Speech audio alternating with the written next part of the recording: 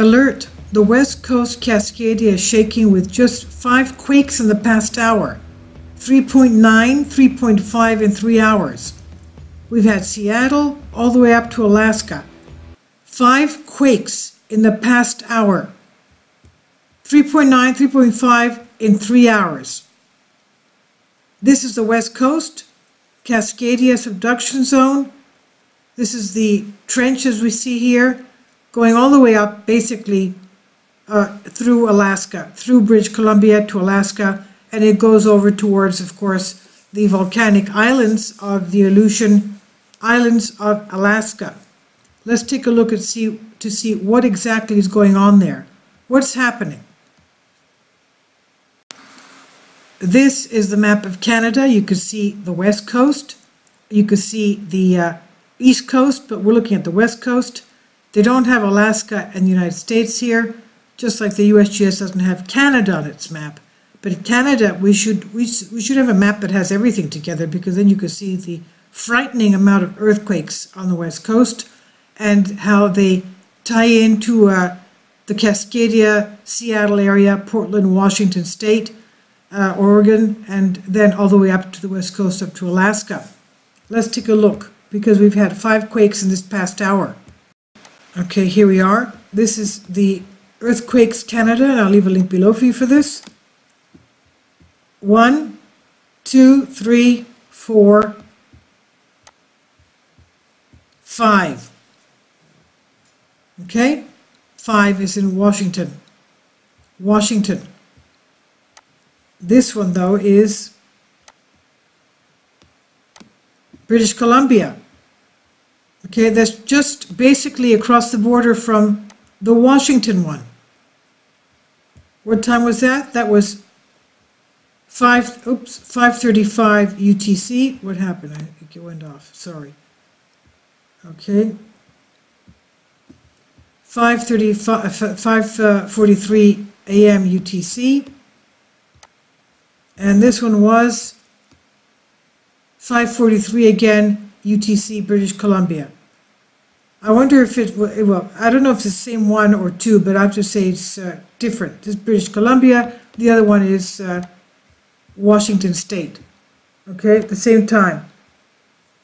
Sorry, this is 1.3. And this is magnitude 8. So there are 2 different earthquakes. Definitely 2 different earthquakes. So that's 2 of them there. Then you have this one here, 3.9 at 1:44 UTC, and the 3.5 at 15:40 UTC. That's about 3 hours later. Okay. The depth is pretty shallow, as well as that was about 10-kilometer depth, pretty shallow, as well as this one. 54, that's a lot deeper. And this one was 52. 52. And going back to the Canadian map, this is the 5th one up here. 0 kilometer depth, 2.8 magnitude. So you can see the line. This is the line, and the line of today's quakes. San Andreas and the Walker Lane fault system, the Garlic fault. We've even had a big one down here, 4.2 in the morning. Today's morning. The blue are today's quakes, the red is the past hour. Okay, we've already spoken about the Cleveland one and the Kansas. The fact that we have hotspot mantle plume here, the mid-continental ridge, New Madrid seismic zone. These are rift valleys. This and this. This would split the continental United States into 3. The east, the central, and the west. Okay, so this is, what can I tell you? I'm just reporting that we've had 5 quakes on this section right here. 5 quakes. And going back to this, sorry, the Google Map, Google Earth, let's pull out a little bit. Okay. And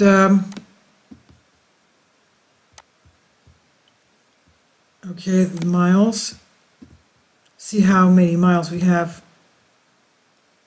from here to here. 1,200 miles somewhat. Okay? 1,200 miles.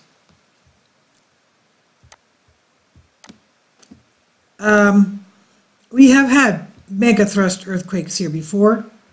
Let's go to the, unfortunately we don't have descriptions of the earthquake activity and past activity here on the Canadian site as we do on USGS. We don't have the details there as we do here. Let's, for example, I don't know if we'll have any. Okay, let's go into our USGS. That's it right there. Tectonic summary.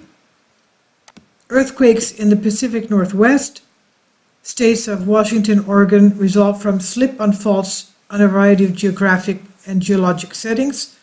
Earthquakes in much of the region are a consequence of stresses associated with the motion of the Juan de Fuca oceanic plate to the northeast in respect with the North American continental plate at a rate of several centimeters per year, which is pretty fast.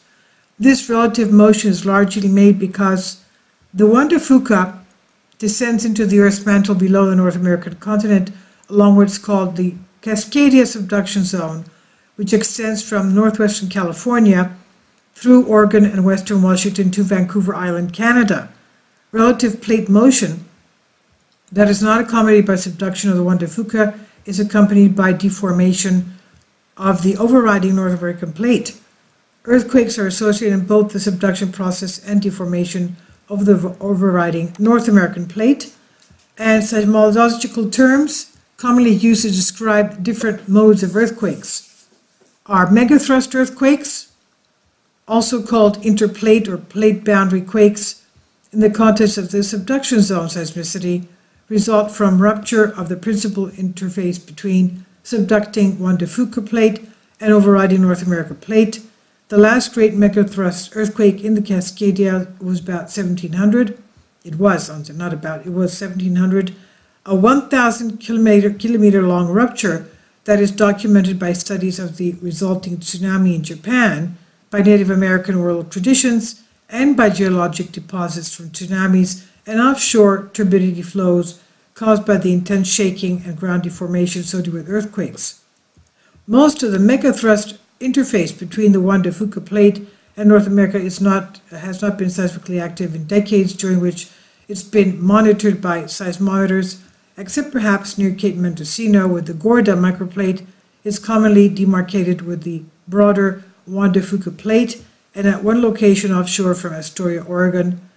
But the geodetic data show that compressive tectonic strain is currently accumulating across the Cascadia megathrust as a result of the subduction process. Together with geologic evidence for the 1700 and earlier great earthquakes, the accumulation of compressive tectonic strain implies that the recent quiescence, the period of quiet, of most of the Cascadia subduction zone megathrust is temporary, and that the ongoing subduction process will cause large and great earthquakes in the future. Okay, deep earthquakes, we did have the deep one around, as we said, here. Okay, both the Washington and the British Columbia quakes were deep, about 52 and 54 kilometers. So that's pretty deep for this area, which is basically paper thin. And of course, we have volcanoes here. This is a volcanic area. You have Mount Hood, Mount St. Helens, Mount Rainier. You have volcanoes there that are quite high threat volcanoes. And let's go back to our reading. That's why we're talking about the deep earthquakes resulting from faulting with the down-going Juan de Fuca plate. We saw this already. Because these earthquakes occur at depths within descending slab, their causative faults are not visible, and the faults are not mapped or named. Examples of mantle earthquakes include 2001 magnitude 6.8, Nisqually earthquake, and very similar earthquakes, and these earthquakes occurred in the 45-kilometer, 70-kilometer depth range. That's exactly what we have today, both of them. The Washington quake, 52 kilometers, and the Canadian quake here of 54 kilometers. So that's in the range exactly here. Exactly here. The deep earthquakes in the subduction plate. These Pacific Northwest deep earthquakes are not that deep compared to those in the global context called deep, a word often reserved for quakes occurring at depths greater than 300 kilometers. Instrumentally recorded mantle earthquakes of the Pacific Northwest have been very few, have had very few aftershocks. Okay, so that's in the descending slab. Now, the volcanic earthquakes are located near volcanoes and are associated with volcanic processes. Category of volcanic earthquakes includes a variety of earthquake types. Seismograms of many volcanic earthquakes have characteristics that are very similar to those of non-volcanic crustal earthquakes, and these earthquakes are thought to result from the perturbation of regional tectonic stress fueled by the intrusion of magma and are denoted volcanotectonic earthquakes. Other volcanic earthquakes, characterized by signals that are much different than non-volcanic crustal earthquakes, and result from such processes as magma flow, bubbling, and other processes within the liquid magma chamber, landslides caused by the shallow intrusion of lava, or the explosive violence of the eruption itself. The swarm, of course, described temporal distribution of events, the sequence of earthquakes, rather specific type of locale of earthquakes. Term used to denote the sequence of earthquakes in a small geographic area that are similar size, in contrast to main shock-aftershock sequence in which the larger main shock, preceded by a few smaller foreshocks, is followed by a sequence of numerous smaller shocks occurring at generally decreasing rate with time. The swarm may be applied to sequences that last for hours, even to years, with the largest quake in the sequence commonly occurring at the sequence as it begun, and the term swarm used for sequences consisting of dozens of earthquakes, as well as for sequences that consist of thousands of shocks. Volcanic unrest is typically associated with swarms of volcanic earthquakes at or near a volcano. So we do have the deep earthquakes that we saw here, the two of them on Washington State, 54, and the one in British Columbia, 52, and 54 in Columbia. This one here is 1.3, the other one in British Columbia was 1.8. The other ones were more shallow, as we saw. Okay, these were, that one was 0, remember, yeah. So this was 2.8, and the other one was 3.9, 3.5. These were shallow, 10-kilometer depth. And the other one was at 6, I think. Yes. Okay, 6.3. Okay, so the deep quakes are around here, the US-Canada border. And we've also had the explanation of the fact that these megathrust earthquakes, ongoing subduction process, will cause large and great earthquakes in the future, which is this location right here. This thing here, subduction zone right here, just west of the Rockies. There's all the Rockies, that's Yellowstone, as we can see. So Salton Buttes is also, how deep was this one? That was shallow, yes. And that was felt by a few people, I saw, yeah. Okay. So it's quite active, as you can see, along this area here, which is a fault leading up to Yellowstone. And this is, by the way, the magma area that we have here, and splitting into a Y, feeding the high threat volcanoes of the west, and also turning into Yellowstone. That's the way the magma body goes. They share the same magma body. Yellowstone with this arm here, which feeds the Salton Buttes, Casa Volcanic Field, Long Valley Caldera supervolcano, the geysers, okay, going all the way up. This mantle plume is the same as the one that goes into Yellowstone. I'll leave links below for you for this.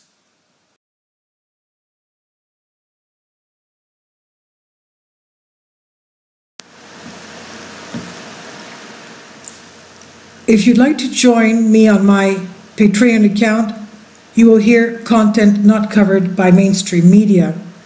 These riveting stories will be based on my research, and I will state my opinions and give my personal insight on diverse and controversial subjects and world events not covered by mainstream media, and not supported by YouTube guidelines. So whatever I have on my Patreon, most of those will not be on my YouTube channel. Please consider becoming a member today. More of the most significant and important videos will be on my Patreon channel. Your support helps me to continue my research and keeps this YouTube channel alive. And we depend on your support, your generous charity, because we help economically challenged families here in Athens, Greece, in Kapota, and we also help the young generation with university tuition and the community around our church. Thank you.